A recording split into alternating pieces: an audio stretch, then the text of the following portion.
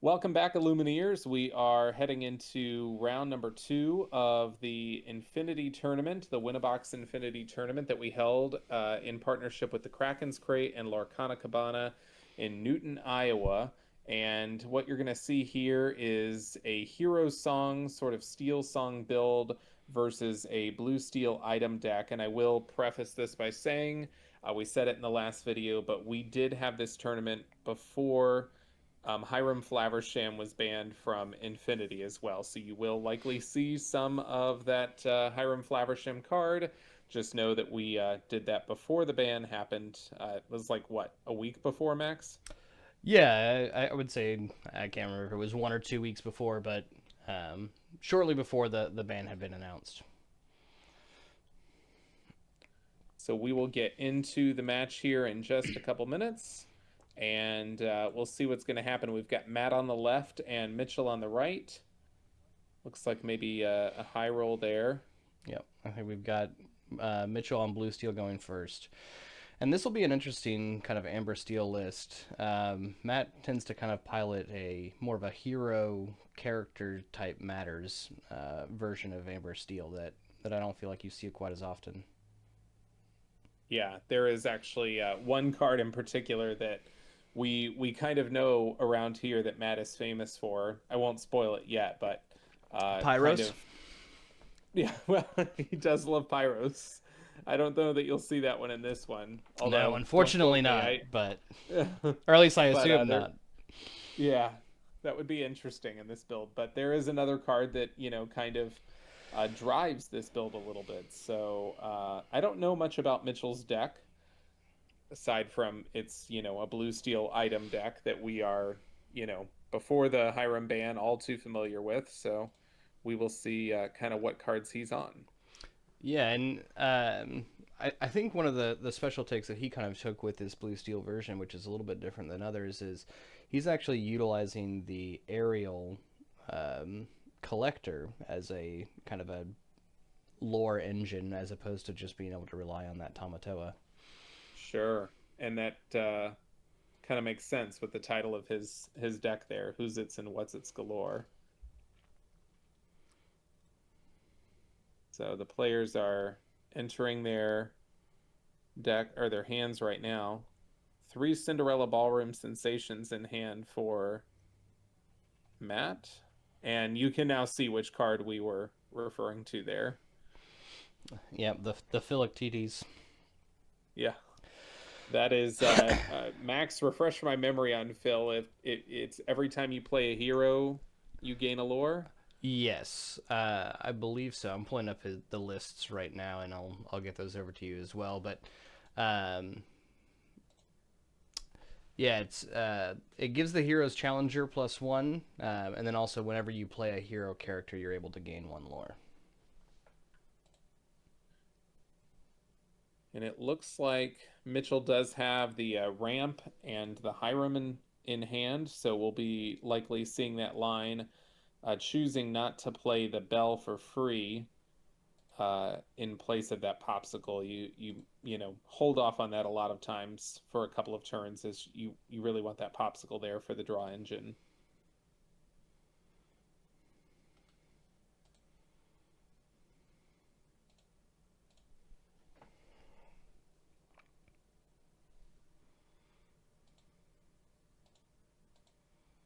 I was surprised there inking a Hiram, but then I realized there is a second Hiram in hand, I believe. I feel like it's probably a good tell that there's going to be a second one if you're inking one of them. Um, but yeah, it looks like we do have the additional Hiram in the hand. So now two popsicles on the field for Mitchell, and that will really fuel that Hiram next turn. Simba, not a card you usually see in this Infinity Steel Song build either. No, I feel like you would typically see Mulan if you wanted to be able to do that type of effect, but um, I believe he is also running the shift target for that Simba, as well as I mean those Simbas are heroes, though Mulan is Yeah, as well, I suppose. yeah. Running that shift Simba is pretty spicy. It's one of those things where when you see your opponent play a one drop, Simba or Mulan, depending on the color combination that they're on, you really have to respect the possibility that they have that shift line, even if it's, not something that's pretty typical for that deck.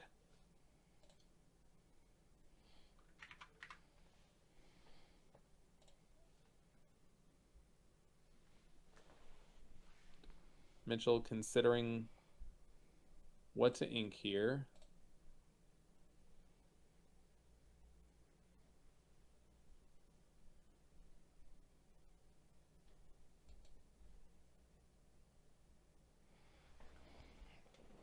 We do have another Tipo in hand. Going for just another sale, not getting the Hiram down right away. Yeah, I wonder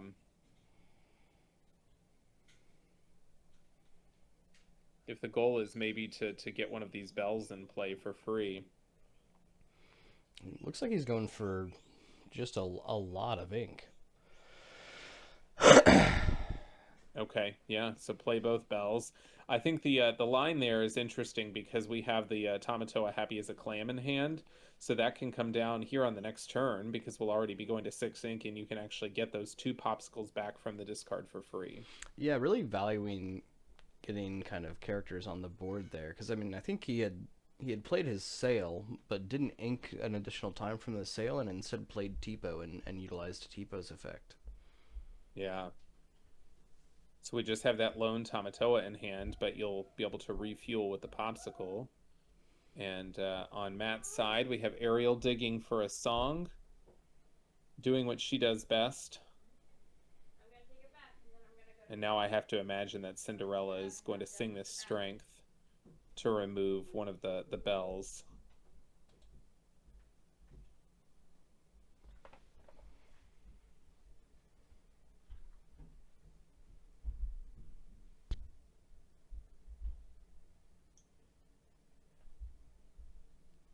I do think this is also an interesting strategy.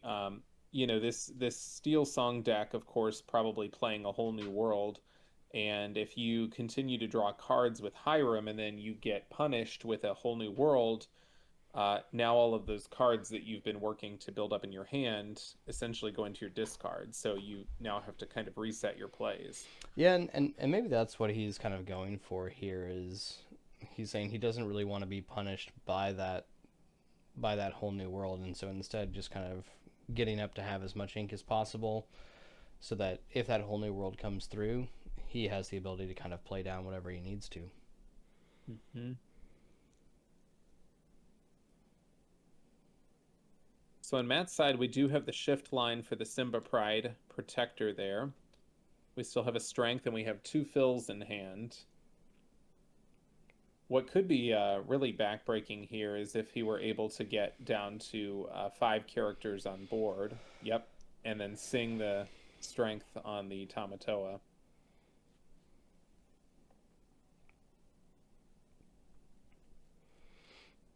Now on Mitchell's side, we just have two popsicles in hand.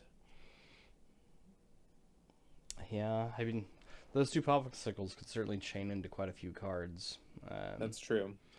But having the two bells there, those 3/3s really kind of present themselves as quite the threat. They can currently cleanly challenge into anything on Matt's side of the board. Yeah. And it's like drawing a peep there off the top, playing both popsicles. And then you're right, it just chains into multiple cards. Play the Pete, stop the potential. Ariel loves to sing a whole new world. Oof, drew a Yeah. strength of our own. Yep. Now we take out that Cinderella and remove all the singer options, besides Phil, of course, but he would only be able to sing Let the Storm Rage On or Strength. But notably, I mean, that lore gain of Pete every time the hero comes down, I mean, will kind of start to stack up. As well as we see that there is another fill in Matt's hand, so if you're able to get two of those effects going, that's essentially two lore per character. Yeah, I know from playing against Matt at some of our local tournaments before that you respect the fill in his deck. You actually, remove the fill as soon as you can because it can stack up very quickly. Yeah, I've certainly been on the recipient end of having him get a whole new world off and then just play down a bunch of these one cost heroes and gain quite a bit of lore in one swing.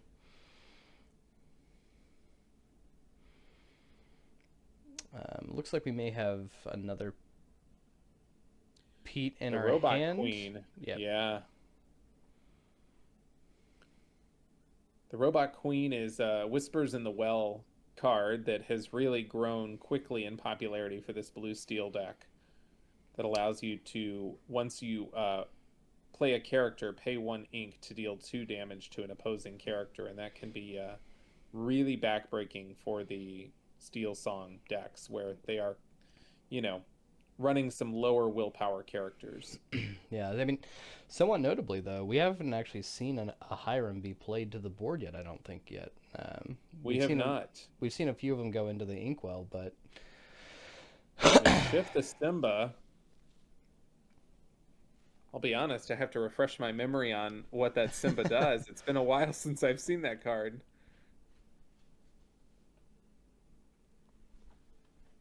if you've got it pulled up, I'll let you read it out. I believe it readies your characters at the end of turn. Yeah, let me see. That Simba says, yes, at the end of your turn, if this character is exerted, you may ready your other characters. Yep. So he could So go it's a good ahead, way quest for to 6 here, protect. and then yeah, keep the fills protected um, behind the Simba. But I guess we do also see. It looks like Matt has the whole new world in his hand. So I believe that Simba is a 5 cost character, so it could have sang the whole new world there. Yes, yeah, with the shift there. Although I guess we just had the Pete come down, so I guess I lied. Oh, It could yes. not have come, or could not have sang it. And now we just trade with that Simba so that we still prevent that whole new world from singing that. And notably now, Matt has 2 whole new worlds in hand and 4 ink. And what you really don't want to do with that card is have to just play it outright because then the value just feels so much worse.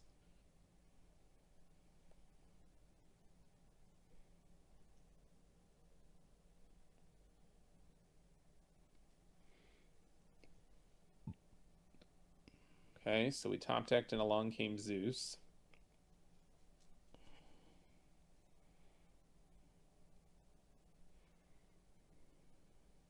Ooh.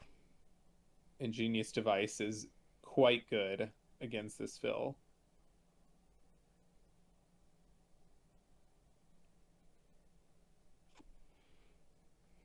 Yeah, and I mean, Mitchell not really showing kind of like the explosive starts and things like that we would expect or would have expected out of the Hiram Blue Steel deck, but just kind of slowly and steadily kind of squeaking out some advantage and moving forward.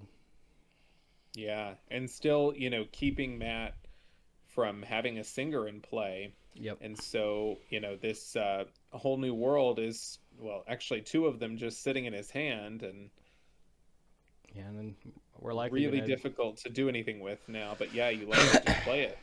Yeah, I think Matt kind of unfortunately has to, and I think doesn't really want to, but Mitchell is kind of just been putting himself in a position where eventually that whole new world is going to have to come down, and Mitchell will have enough ink to be able to play anything that he'd be able to draw into. I think at this point he could ink and play a big Tamatoa if needed.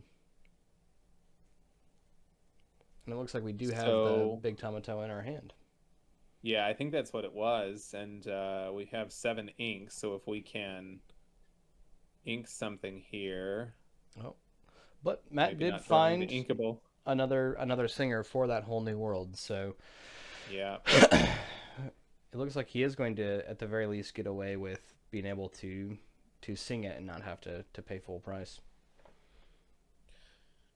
Yeah, and this is still tough though because I mean this Tamatoa is going to quest for a whole lot, especially if Mitchell's able to draw into quite a few items off of this whole new world. Yeah, And they're currently both notably questing at for 12 lore. Yeah. yeah, questing for 5 currently for Mitchell with his Tamatoa, plus 2 more potentially from the other two characters. So I mean, he's potentially looking at 19 lore right now on his board, with a popsicle in his hand. So he does currently have lethal on the board if the turn just got passed. Okay, so Mirabelle, I definitely have to refresh my memory on her. It I looks know that she has some kind of synergy with the Yeah, it looks Phil. like she was able to reveal a song from Matt's hand to gain a lore. So it Yes, looks that like is right. she was Yep. able to, with in addition to the fill, be able to gain 2 lore upon being played.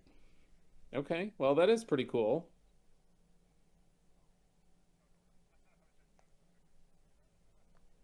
And yes, Uh, it does just say reveal. It doesn't say you have to do anything with the card. yeah, so Matt had looks like he had accidentally put that into his discard, and Mitchell pointed out that it should still be in his hand. I'm suspecting Matt is getting a little ahead of himself and expecting those to go to the discard here pretty soon anyway, though. Yeah, weighing, you know, is it worth the risk here? If he finds 4 1-drop heroes, he actually I think has 20 here. That's a good point. And he does have, yeah, the ink. So we do sing that whole new world.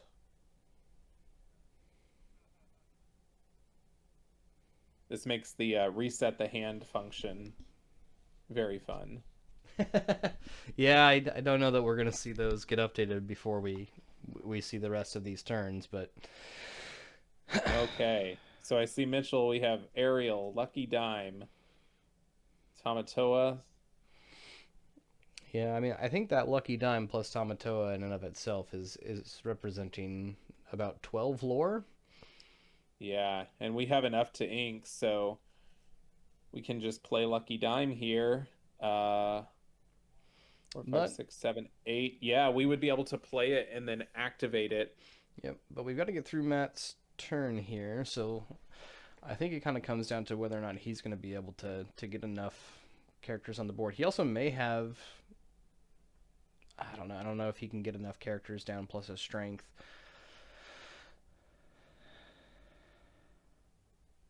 So Cinderella's a hero. I don't know that Matt runs any not hero characters. That's true. Doesn't he? He makes the whole. Maybe Pete. I was gonna say, Pete is gotta be in there, and Pete is, well, depending on who you ask, he's not a hero. He's tapping 3. Uh,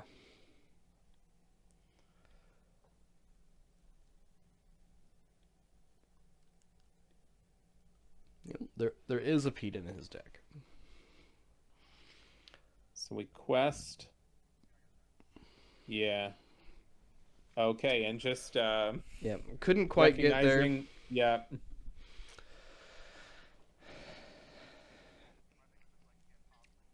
recognizing that the Tamatoa there was just about to go kind of crazy.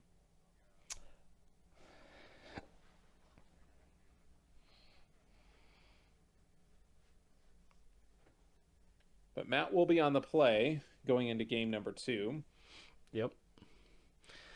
And notably was very close. I mean, like there's Absolutely. certainly a hand of cards there at that last turn that gets him to 20.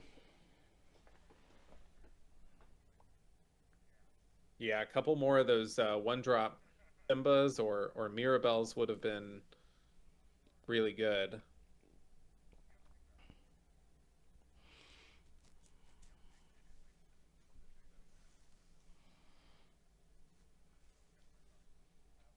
So you may have heard in our first video, if you watched that one, that we were talking a little bit about the meta for our Winnabox Infinity tournament, and we were maybe all a little bit surprised to see that there was not a single purple or amethyst card played the entire tournament. There was no Madame M. Fox, no Madame M. or Merlin Rabbit, Merlin Goat, cards that I fully would have expected to see that I'm personally in love with, and nobody played that at all.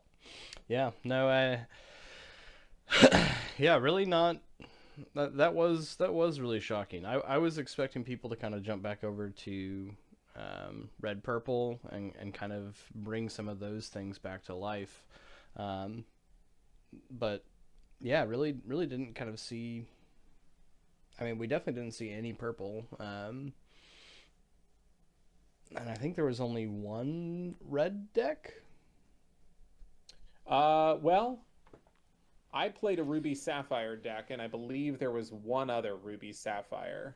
But we had two very different builds. I was on a shark based build, and that player was on more of the item based build. Gotcha. But that may have been it as far as Ruby goes as well, which is surprising because, I think any former Ruby player, if you told them, hey, you could play Be Prepared again, they would kind of jump at that opportunity very quick. Yeah, definitely thought that that would be one of the or that red blue would kind of be one of the pillars that we would see, which we did see. I think two red blues. So it certainly kind of was there, but yeah, like a very heavily amber steel dominated tournament. Yeah, I believe I'd have to look at the exact numbers, but probably at least 50% amber steel.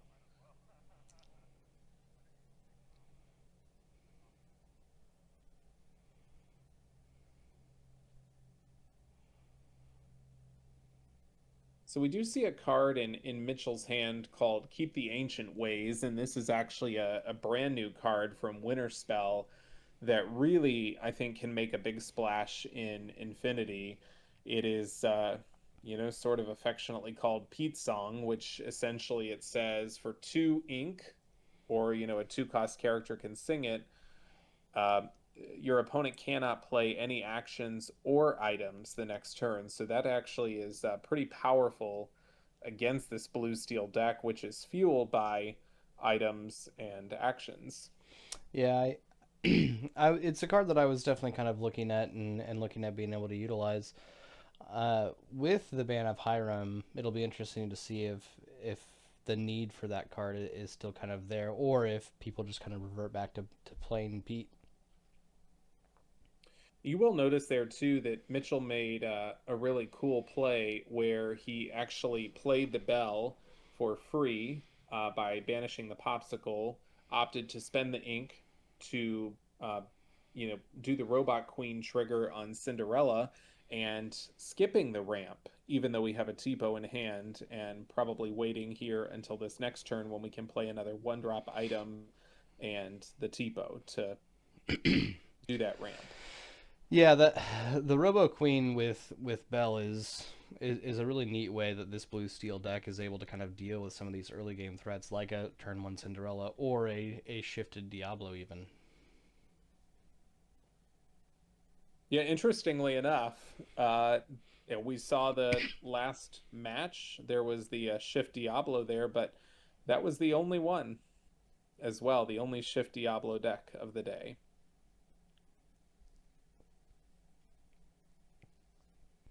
I think there actually was another Diablo deck. Was there? And There I were just there were was two green fortunate not to play yellows, it. Okay. and yeah, you may have dodged the other. The other one was a much more aggro version of Oh, yes. Yep. green yellow. Kind of interesting there for Matt to go ahead and spend the 2 ink to bring the Lilo back from the discard. It's like we play another Lilo and then deal with that bell.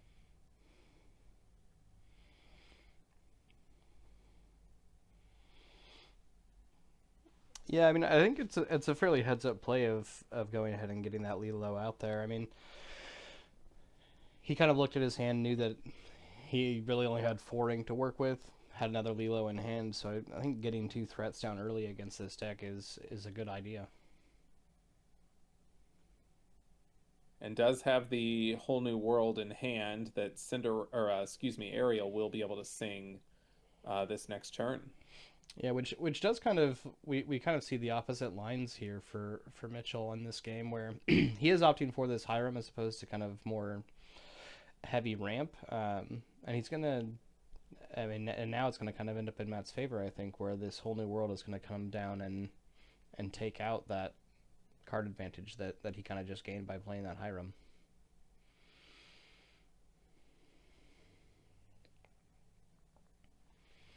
Wonder if off the top here will be interesting to see if Matt drew an inkable card. I think he updated his hand with Along Came Zeus. I think that's what he drew for turn. Okay. And that is tough because Along Came Zeus will only deal 5 damage and won't cleanly remove this Hiram. One of the problems with Hiram Flaversham is that 1/6 body, the 6 willpower, just so difficult to deal with for most decks. Yeah, I mean six is quite a bit to get through. The Ruby side does actually have a good amount of tools to be able to answer Hiram. Between its Brawl and the 3-cost Sisu, both of the cards kind of looking at his power to be able to banish him. But any card that's looking to deal damage is gonna have to get through quite a big body. Yeah, so we go ahead and quest those 2 Lilos. And I think the question on Matt's mind is, do we play the whole new world?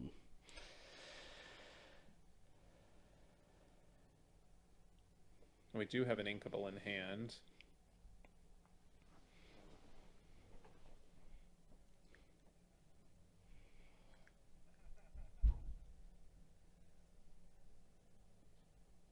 Interesting. So we deal 5 damage to the Hiram.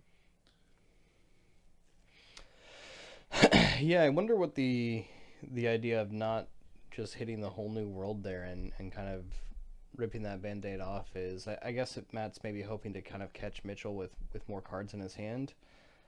But now this ingenious device can be banished with Hiram, and that will remove the aerial. Yeah. Yeah, and now Matt's in an unfortunate spot of probably having to pay full price for that whole new world. Yeah.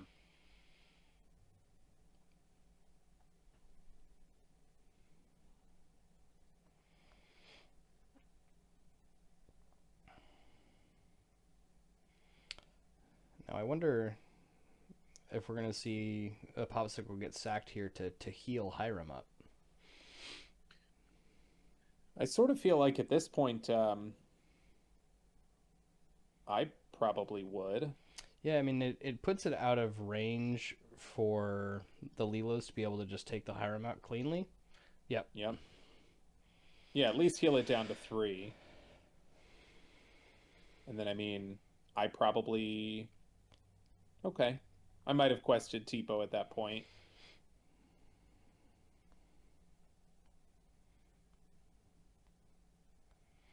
Yeah, that turn was a pretty big swing for Mitchell there. I think not ripping the whole new world off that turn, I think is going to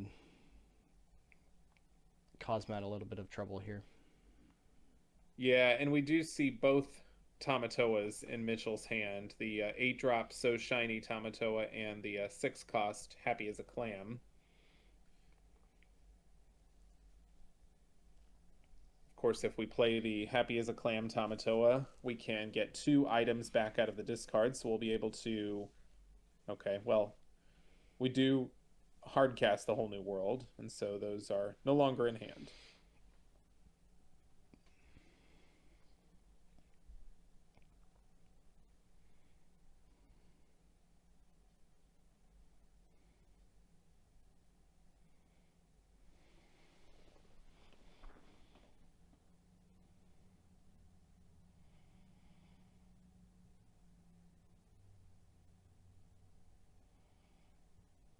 But now at this point, Mitchell with a fresh hand and a lot of ink to use.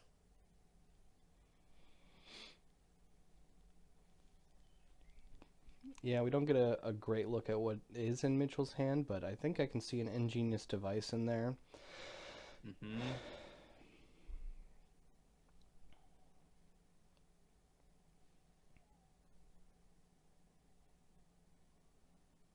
Looks like maybe that's coming down now. And we also have the Robot Queen. Do we have Yep. another bell?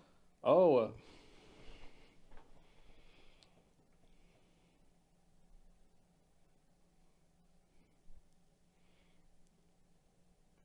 looks like no items off of the Scrooge McDuck. Scrooge, a really fun card that allows you to exert four of your items to play him for free, and then look at the top four cards of your deck to reveal another item card.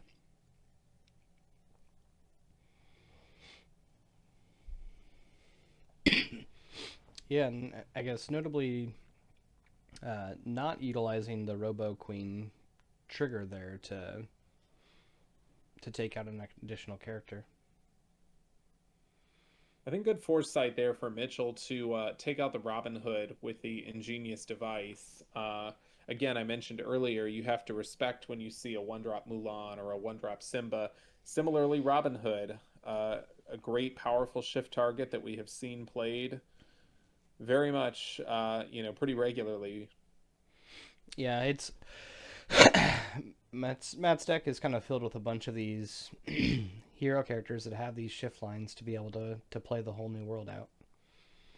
And now we do the Robot Queen trigger after playing Tipo, and we clear the Lilo again there.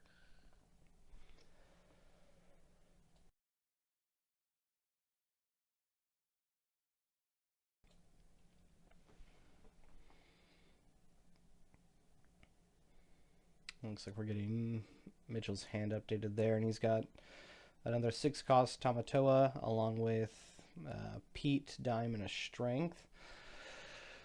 It's going to be quite a few answers to be able to work through. Yes. Okay, so we do see Matt play his own Pete, which means no actions on Mitchell's side.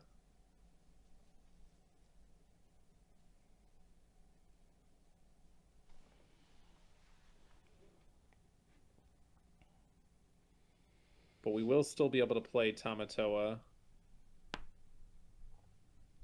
and potentially get back more items.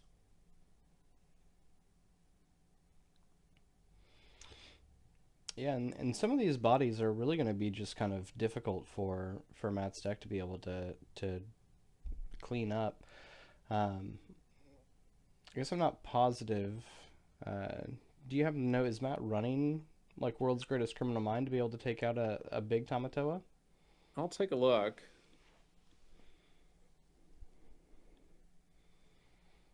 Uh, it does not look like he is. No. He is on a 16 song package for of the usual suspects: Let the Storm Rage On, Strength of a Raging Fire, and then Along Came Zeus, and then for A Whole New Worlds. Gotcha.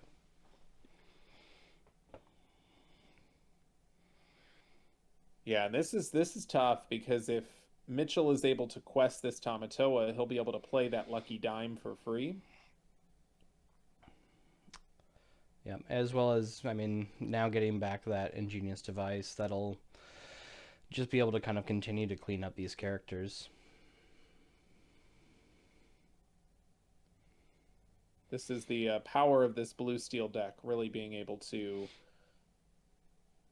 do so much in one turn. Yeah, and we're kind of really showcasing kind of the power of Hiram Flaversham and why it was kind of deemed a little bit too powerful for the format.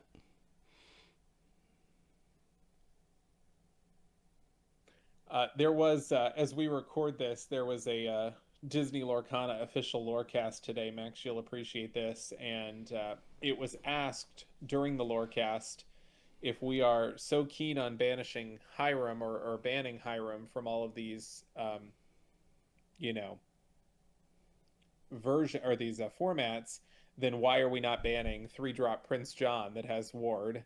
And the Lorcana team just kind of chuckled and said, we don't think that Prince John is worthy of a ban. I do like that. I do appreciate being able to play discard as an archetype. They did say that, just like any other card, they would weigh over time, and if they feel like Prince John becomes too powerful, then they might address it. But they said they really wanted to keep bans very limited and not ban multiple cards at one time. I think that is a wise choice. I mean, anytime you ban one of these cards, it kind of shakes up the meta in a way that you kind of need to see how that dust settles before you can really kind of make more informed decisions. But we do play the Ariel, which is incredibly strong. That character Yeah, has ward. I think that was enough to get Mitchell there. That Oh aerial wow, we just give immediately go to 20. yep. That aerial's got 5 lore pips on her, so he's able to activate the dime right away for just a burst of 5 lore as that kind of comes down. Wow. And you just have to wonder, on Matt's side, I don't know that it would have made the difference with the lucky dime and the aerial there, but if we had sang a whole new world with our aerial spectacular singer, would that have given Matt the edge that he needed? I think it would have been closer for sure. He would have been kind of one turn ahead. It's hard to say without really kind of knowing all of the cards or really going back and looking through it, but um, I do think that is kind of one of the pivotal turns of that game.